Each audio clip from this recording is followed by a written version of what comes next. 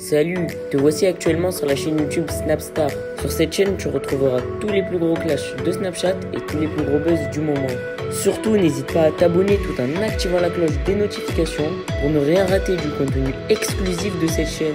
Et oui, sur cette chaîne, tu retrouveras du contenu qui n'est disponible nulle part ailleurs. Sur ce, je te laisse avec la vidéo. Bon visionnage.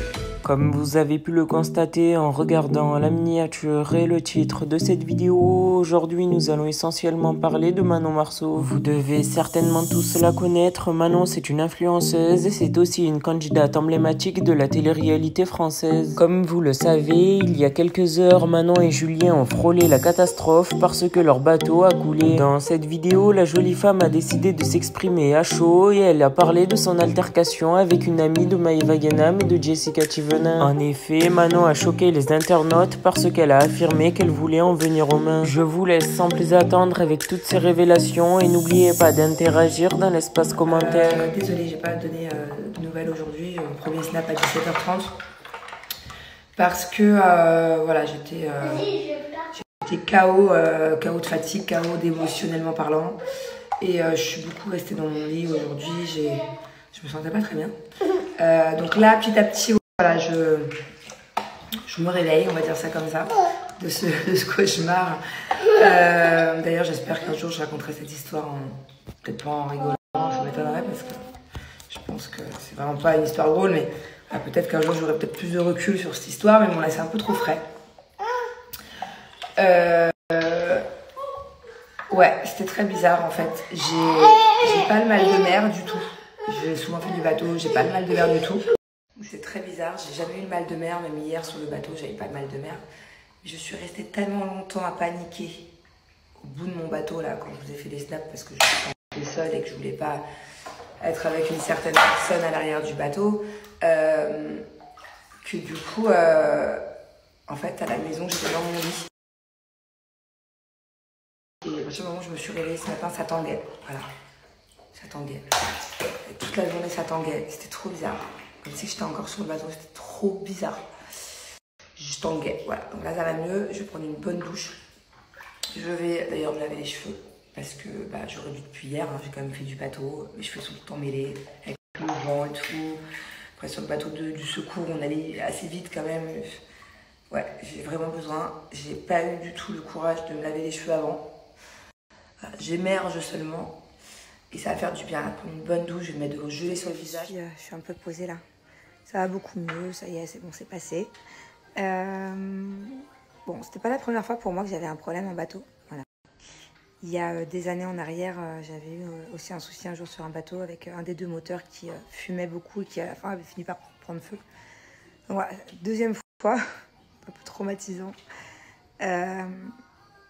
Hier, voilà, je m'y attendais pas du tout. On est juste resté 1 heure sur un bateau avec quelques amis.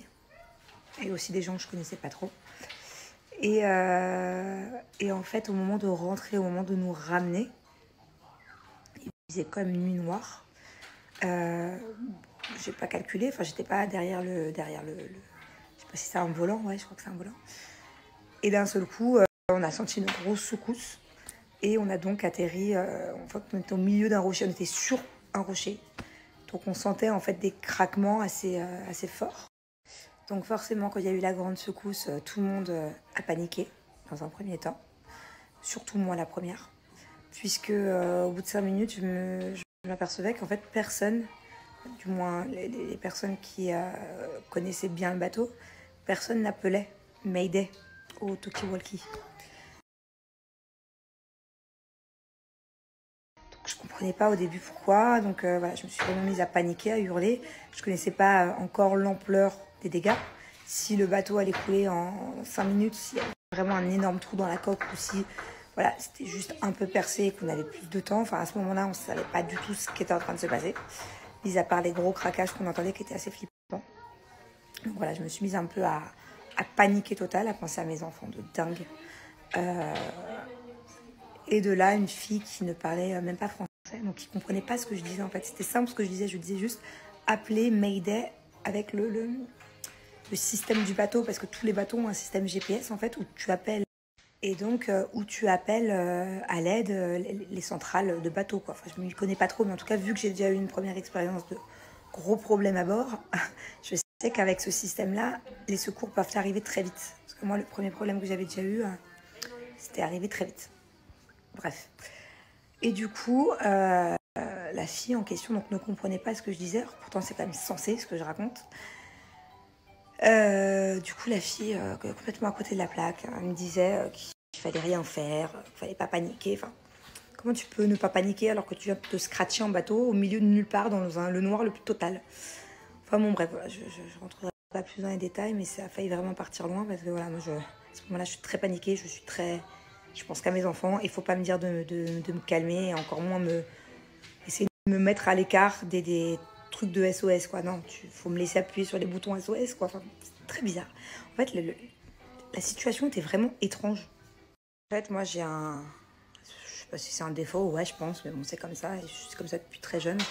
En fait, quand je suis dans un moment vraiment de panique ou de colère, enfin, peu importe, les gens qui me connaissent bien le savent, il faut pas m'oppresser, voilà. Il faut pas me toucher. Je suis pas quelqu'un de tactile déjà de base. Je suis vraiment pas quelqu'un de tactile, mais encore moins quand je suis énervée, voilà. Et à ce moment-là, c'est la fille en question, elle n'arrêtait pas de me tenir, d'essayer de me... Trop bizarre, enfin, et juste lâche-moi, quoi. Laisse-moi respirer, faut me lâcher quand c'est comme ça, faut me laisser respirer. Donc voilà, du coup, j'ai préféré par la suite, bon, j'ai appelé les pompiers, du coup, pendant une demi-heure au téléphone avec un pompier qui était super sympa, qui m'a aidé un peu à me calmer. Et c'était un peu compliqué, du coup, d'expliquer notre position de GPS, parce que quand tu es en pleine mer, si tu appelles pas avec le système du bateau, c'est compliqué de te trouver, quoi. Pour clôturer cette histoire, j'aimerais vous parler de la SMSM. Alors, je ne sais pas si vous savez qui sont ces gens, qui sont d'une bienveillance, d'un courage. C'est juste dingue. Donc, je vous explique. J'appelle les secours, et c'est vrai que ça a mis quand même beaucoup de temps à arriver. Au début, je ne comprenais pas pourquoi. Parce que pour moi, c'était logique, en fait. Il y avait les pompiers des mers qui allaient venir. Pour moi, c'est logique que quand tu as un bateau, que quand tu habites sur la Côte d'Azur, il y a une centrale de pompiers spéciale mer. Enfin, je sais pas, j'avais déjà regardé pourtant plusieurs fois les 90 minutes enquête exclusive, machin, enfin, je sais pas c'est quoi les noms, où ça parlait des pompiers des mers. Enfin, pour moi, je m'attendais à ce que ce soit aussi rapide que les pompiers, que ce soit vraiment les pompiers qui sont rémunérés, où c'est leur boulot, où ils gagnent leur vie grâce à ça. Des hommes d'ailleurs très courageux, mais je m'attendais à les voir arriver eux. En fait, non. Les personnes qui sont venues nous secourir, c'est la SNSM. J'en avais jamais entendu parler, c'est pour ça que je vous en parlais, parce que je trouve ça juste incroyable. Ce sont des bénévoles. Donc voilà pourquoi ça a mis un peu de temps. Et je les remercie encore une fois, mais vraiment du plus profond de mon cœur, parce que voilà, je sais pas ce qui aurait pu arriver si ils n'avaient pas eu le bon cœur de se réveiller de leur lit pour venir nous secourir sans être payés, sans que ça soit leur métier. C'est juste une passion, quoi, et c'est rare de nos jours. 5 personnes, 4 hommes, une femme qui sont venus nous secourir, encore une fois bénévolement. Et faut savoir que il y a plusieurs points SNSM sur la côte. Là, en l'occurrence, c'était ceux de Cannes. Il faut savoir que, en fait, quand on a un accident de bateau comme ça, on peut compter que sur eux. Si d'un seul coup, ils avaient eu la fainéantise ou s'ils n'étaient pas venus, on serait resté à couler. Je trouve ça dingue. Comment est-il possible qu'en France, il n'y ait pas une équipe spécialisée comme eux, qui ont été d'ailleurs des pros, enfin c'est des vrais pros, hein, ils savaient ce qu'ils faisaient. Il y en a même un des 5 qui a plongé à l'eau pour voir le dégât sous le bateau en pleine nuit. Comment est-il possible qu'ils ne soient pas rémunérés, que ça ne devienne pas un vrai métier, une vraie... je sais pas, il y a quand même beaucoup de bateaux en France. Là où on était rien qu'hier, il y avait des trentaines, quarantaines de bateaux tout autour et on parle d'une toute petite île.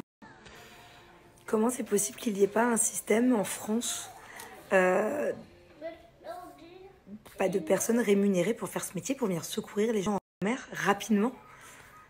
Heureusement que j'étais pas sur le bateau avec les enfants et que au final le trou qui était dans la coque n'était pas plus important, parce que j'aurais fait comment sinon? Et si ces hommes et cette femme n'étaient pas venus m'aider, j'aurais coulé. Enfin, je comprends pas, mais c'est pas grave. En tout cas, un énorme merci. Et merci. En tout cas, plus de peur que de mal.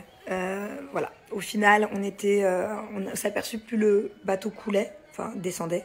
Et on voyait de plus en plus l'eau et donc du coup, il n'y avait pas de profondeur. Mais le problème, c'est que quand tu es dans le noir comme ça, même si on avait dû sauter à l'eau, il y avait une île pas loin. Enfin, souvent, ça te paraît pas loin, c'est un peu loin quand même, mais elle avait l'air pas loin. Et tu peux pas nager dans le noir parce que comment tu montes sur l'île? C'est pas des plages, c'est des rochers, c'est des falaises. Enfin, tu vois rien. Il n'y avait pas une seule lumière sur cette île. Donc c'est vrai que ça aurait été très compliqué. Hein. Peut-être que j'ai été un peu plus rassurée quand j'ai vu qu'on avait pied, même si j'ai peur des profondeurs. Mais honnêtement, c'est compliqué de monter sur une île sauvage sans savoir où tu vas. Donc heureusement qu'ils sont venus nous aider. Merci à toi d'avoir visionné cette vidéo et surtout n'hésite pas à liker la vidéo et à nous donner ton avis dans l'espace commentaire. Sur ce, on se retrouve dans une prochaine vidéo. Peace.